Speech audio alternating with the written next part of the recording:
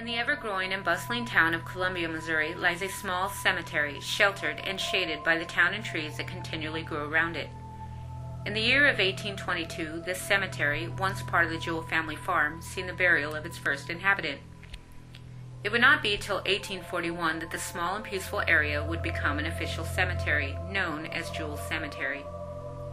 Many stories surround the stone-enclosed graveyard. There can even be found media on the web, including video and pictures, that are said to show anomalies collected from the historic site. EVPs which whisper haunting words, and photos showing streaks and bursts of lights. Some stories that are indeed facts are that the cemetery came to be the final resting place of Charles Hardin, 22nd governor to the state of Missouri, having served his term between 1875 and 1877.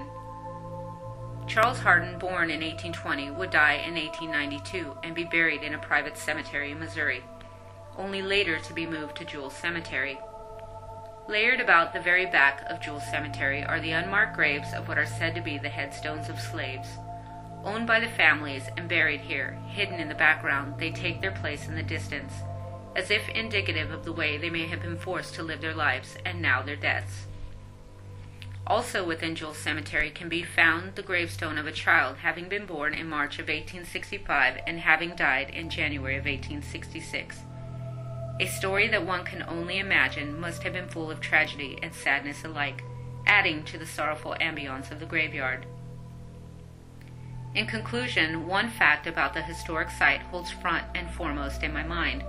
It cradles in its earth the remains of a disturbed soul. This action, it is thought, can become the cause for a spirit to become restless. It would seem that throughout time and in many different cultures, disturbing the dead was thought to result in hauntings, as well as curses and misfortunes. Many stories, most popular of them told by the ancient Egyptians, sound caution to disturbing the dead. The facts behind Jewell Cemetery are sufficient enough to support cause by way of many reasons for the possible haunting of the gravesite. So could it be the ghost of Charles Hardin who haunts Jewell Cemetery in retaliation of its disturbed remains? Or the spirits of slaves who remained unnamed and forgotten, noted only by the simple markers? Are there wandering spirits seeking a voice that death has took from them? The facts behind Jewell Cemetery would say the recipe for a haunting lay within its gates and history of its grounds.